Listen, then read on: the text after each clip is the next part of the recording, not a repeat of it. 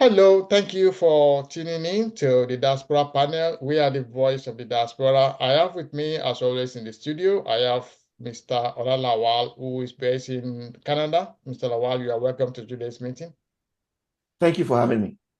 I also have Mr. Olaitan Adedigba, who is based in United States of America. Mr. Adedigba, you are also welcome.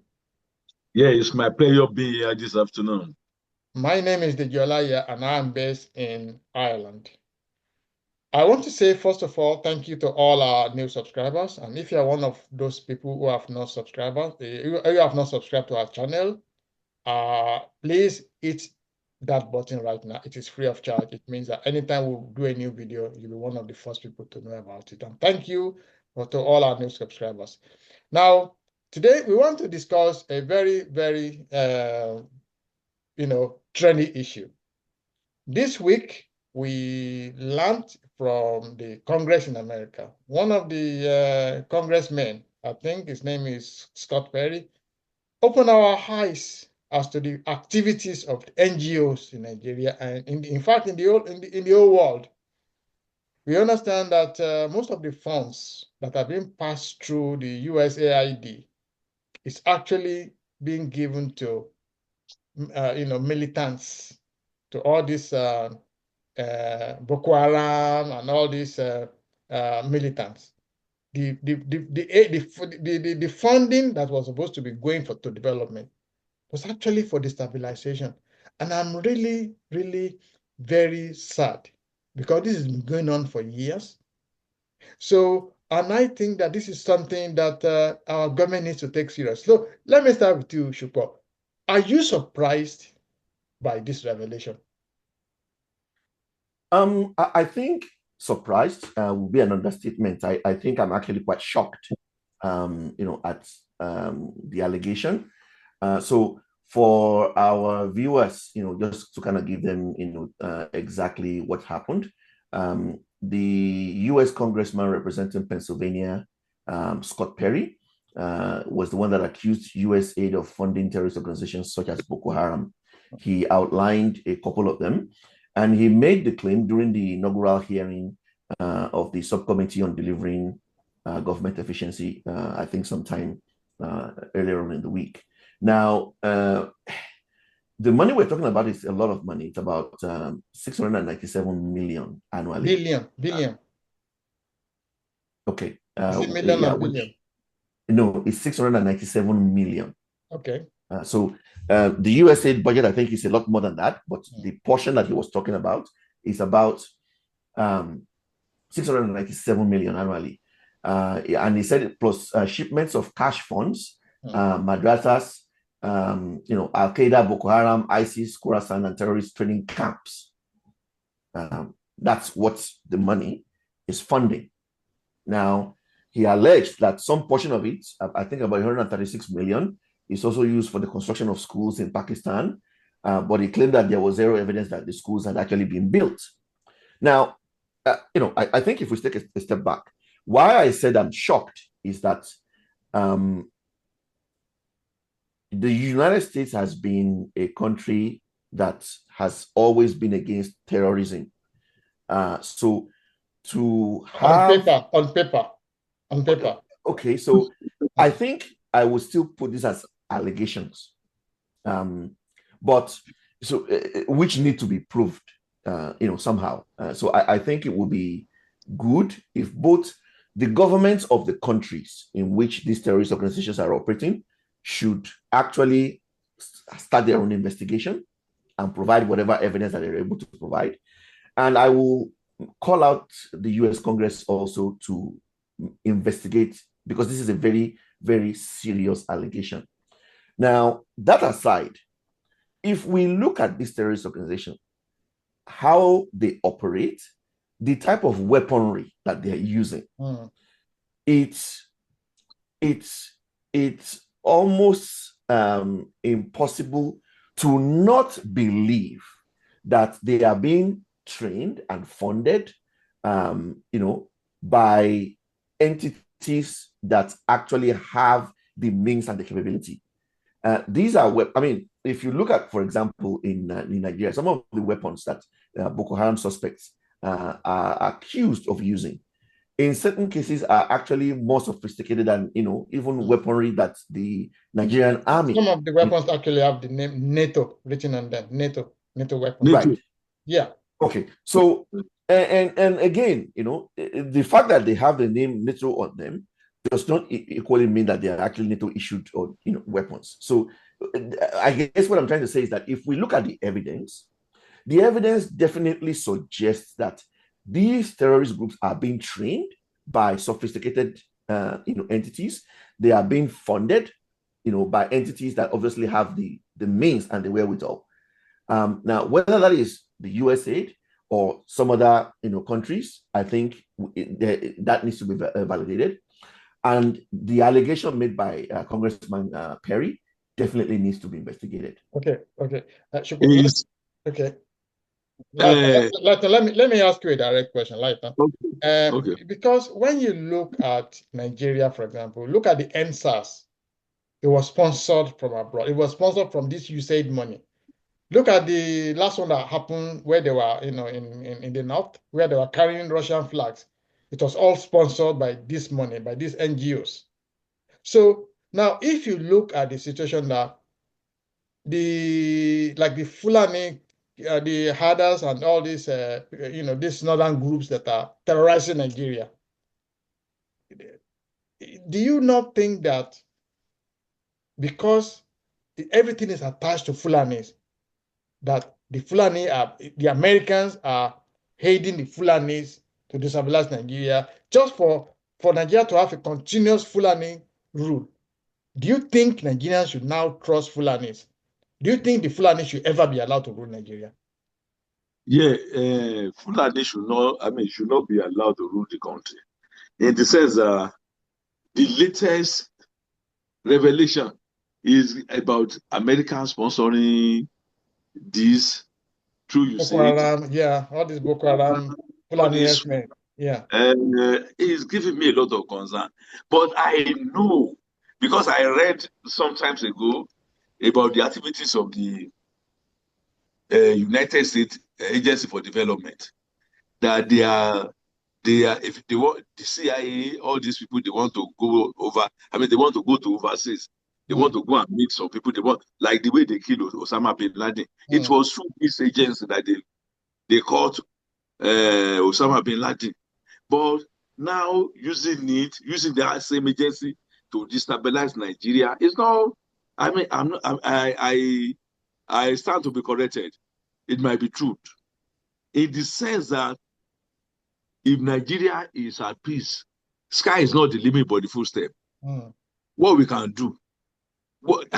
And if they know that these people, right, who are not as intelligent as the southern part of Nigeria, right, and they can use them, right, to lord themselves over the southern part, then the name that they don't want Nigeria to develop. They can do that. If you read this book by Lord Denny, that is how they used to do. How European underdeveloped, Africa. Yeah, Lord Denny. So you discover that all these superpower countries, that is what they normally do. But I know God Almighty, we won't give them that. They will not be successful in doing that, right? But I know they fund Usaid to develop. To make sure that stabilize. Yeah. Like this guy that killed Bob Marley too, right? He went there. He went to Jamaica. He gave Bob Marley PR show, right? And he confessed before he died. So these are the area they normally go. Anybody that is against the U.S. policy and interest, they make sure they get them out of the way. Thank you, Shoko. Let me ask you, because you are in Canada. Very lately, we saw that the Canadian embassy, there's this news that they denied giving visa to our chief of defense staff. That is our number one army general in Nigeria, our number one defense man in Nigeria. And we know that this man, General Musa, is the one that has come out to say that he is suspecting that foreign powers are the ones sponsoring Boko Haram and the herdsmen, because he said that when these people were caught, they saw fresh mint dollars in their hands. And they will ask them, where do you get this money from? But they can't explain. These are not Naira. Nigeria don't print dollars.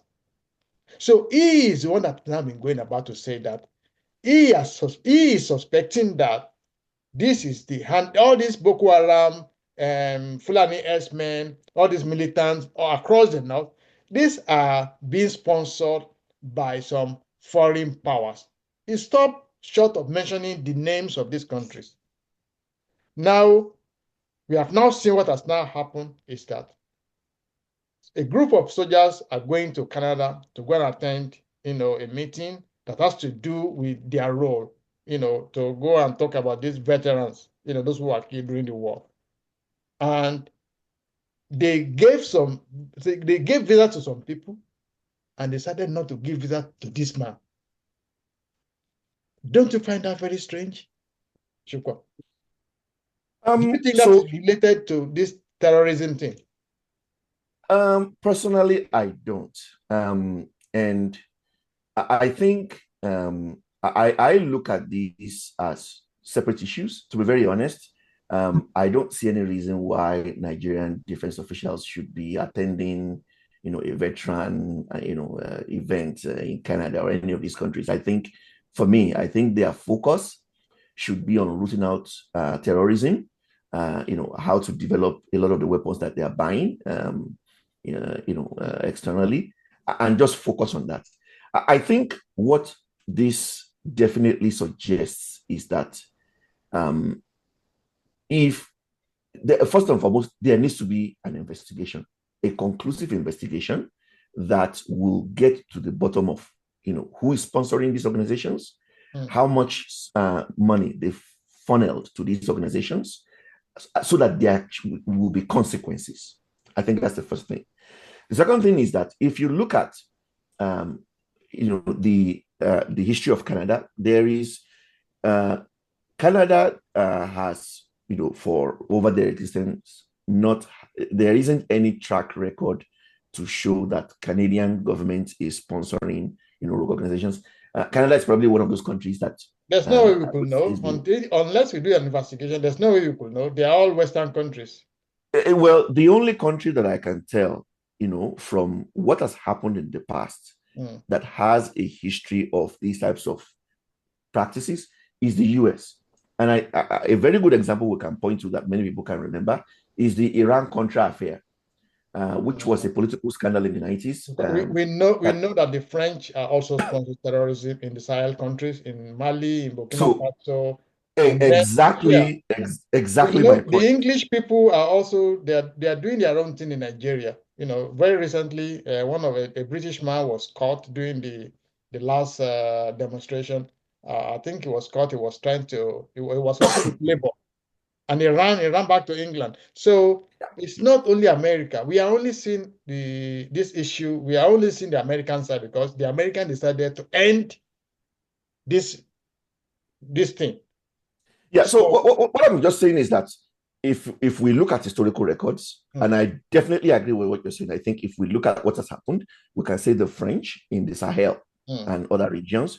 We can say the British because of the long-standing history they've had, with their colonies in Africa. But there is no such evidence, for Canada. And I know I'm very, very familiar with Canadian, foreign policy. Sometimes it may come across as being too harsh in terms of their stance, on, what they believe in the rule of law, and they don't tend to meddle in the affairs of other countries. However, just very quickly, there is one thing I'd like to add, I think, to what Mr. Dediba just said. I think if we look at organizations, foreign entities that are sponsoring these organizations, with respect to Boko Haram and the Fulanis, there is a bit of a marriage of ideas, because the Fulanis have an agenda to dominate Nigeria. if they have a foreign power or foreign entity that can give them the money, give them the weapons and everything, what happens is a marriage of, two outcomes. The foreign entities will destabilize Nigeria, and by doing that, they will keep, the Fulanis in power.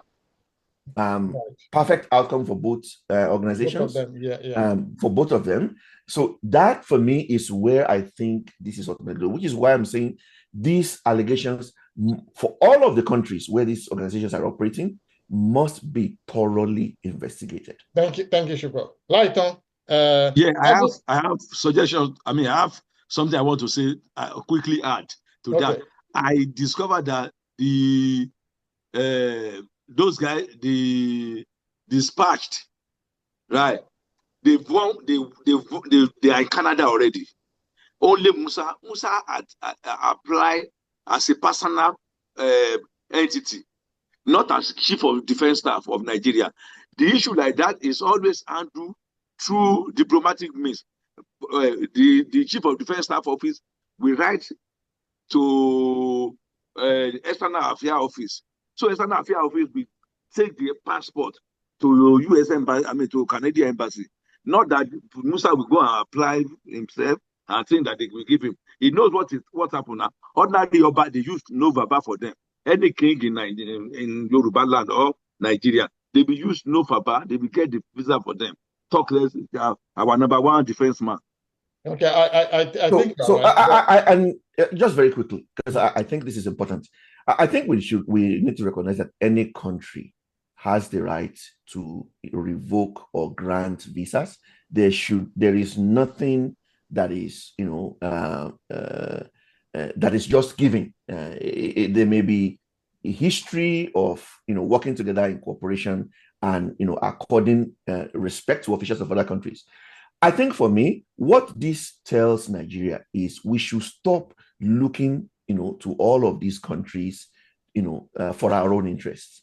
We should look inwards. They don't need to go to a conference or whatever in Canada to talk about veterans. Whatever you want to do for veterans, do it in your own country. Yeah, I support you, Shukro. I actually don't think the chief of defense staff should go into that meeting. There's no need for him. He should have just sent people to go, maybe represent him or send some little soldier. At the same time, but I think that Canada should have respected us. What I think the Canadian embassy should have done is to say, "Oh, sir, you have applied personally. Can you confirm that it's you? Can you send a note verbal? Can you?" So instead of just rejecting it outright, I think that is very disrespectful for Nigeria. Yes. Not just for General Musa, because it should have been recognized, on self-recognition. But I do agree that, we should actually stop accepting all these aids from this foreign. That's why I want to get in touch with you now, talk to you now, Lighton. Do you think that based on this revelation of US AID, I actually call it AIDS, HIV AIDS they are giving us. That's the way I see it. So do you think that Nigeria should now take a holistic look at all these thousands of NGOs in Nigeria that are getting money from France, from Russia, and from America, from different countries all over the world? There are thousands of NGOs in Nigeria that are getting. Do you not think this is the right time now to take a holistic look and say, okay, if you are getting money from any countries, let's see how much are you getting, how are you spending it, where is the money going to? Do you not think that's what we should do now? Yeah, this is now the right time to monitor the money being given, the funds they are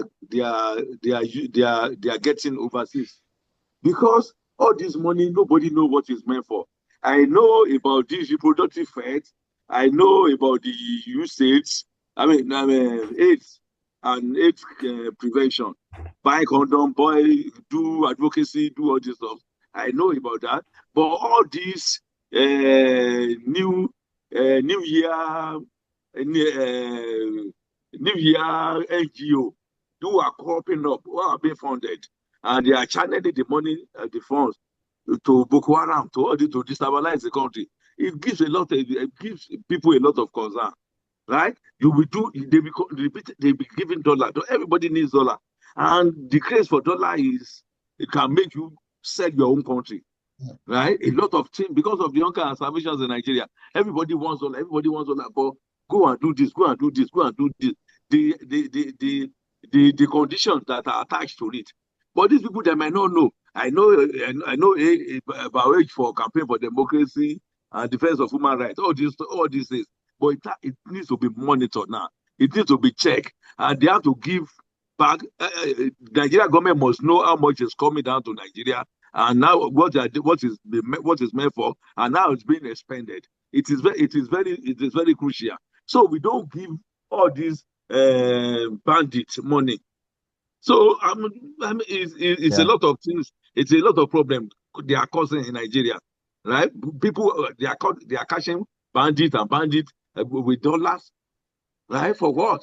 They are feeding the bandits because that is why the thing is not subsiding. Mm. Every year, they keep doing this, they keep doing that, right? But Nigeria government as well should make sure that they they they they they they they make sure they should do training and retraining for people, right? Maybe one occupation or two occupation.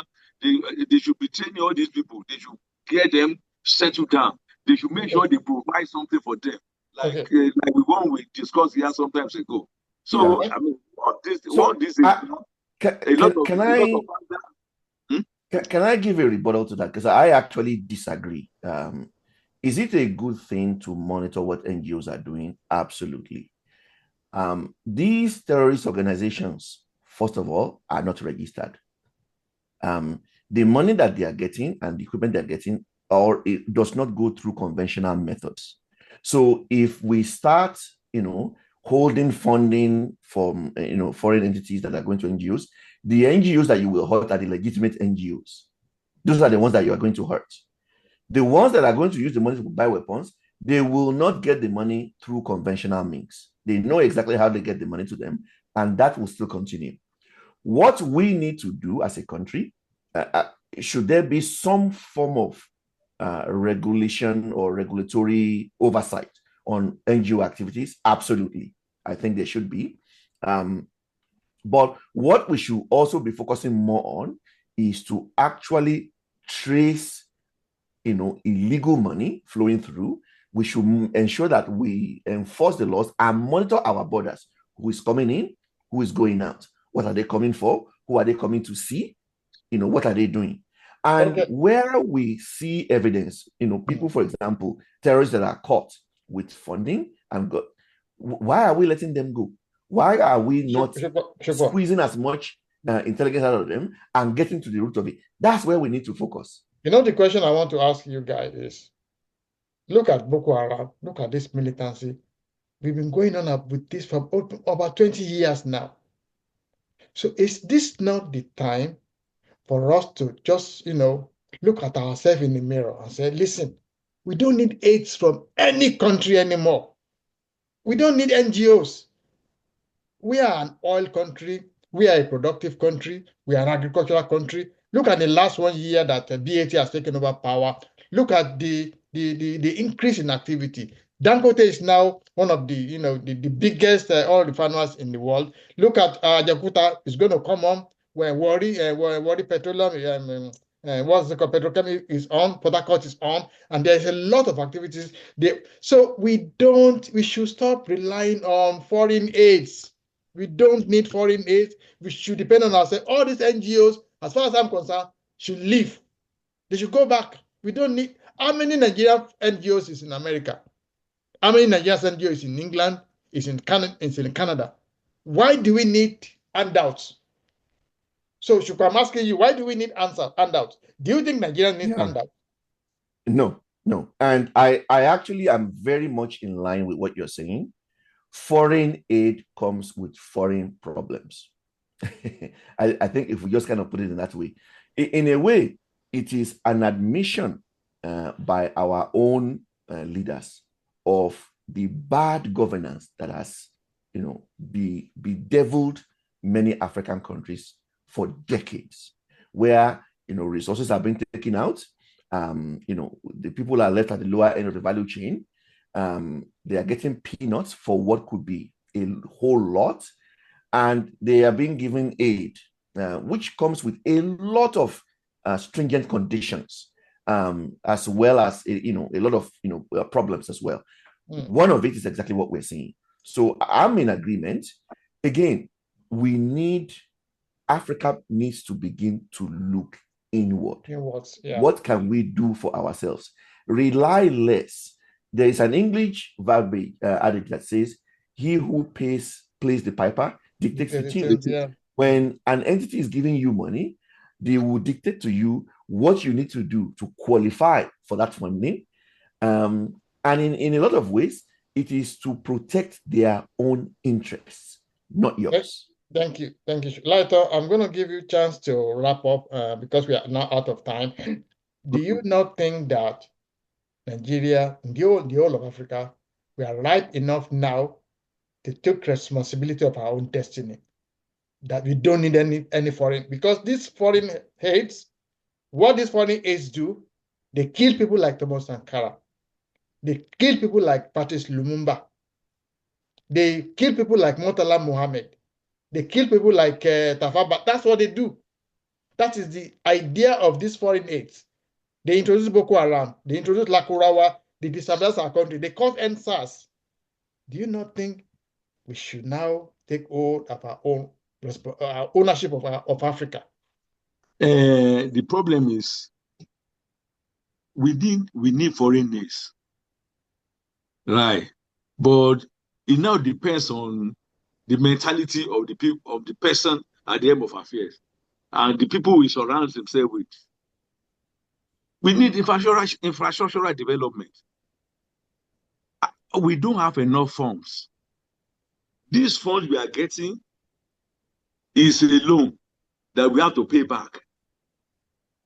We will first use it to develop our country, but now it now comes with some problems. But when we see people like Tinubu, like Obasanjo, they know what they want to do, right? And they, not that you give it to Buhari, will be spending it to go and construct road to Ajakuta, to bring people from Niger, from Chad to come to Nigeria. No. That is not what we need this for, right?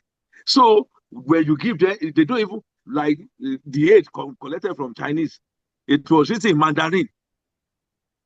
Former governor of River State, presented it before Buhari, and Buhari signed it.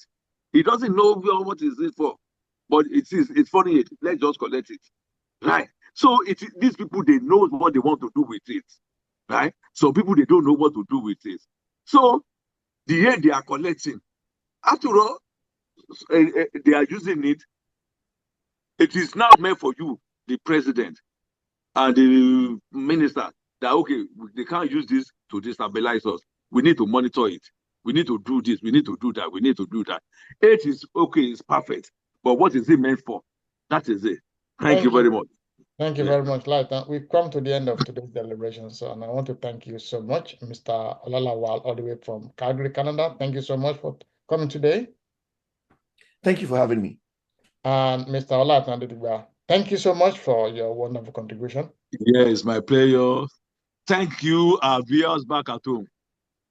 Thank you so much. To all our viewers, please, if you have not yet subscribed, please hit that button now so that when we do a new video next week, you'll be one of the first people to know about it. Thank you and see you again next week. God bless you. Goodbye.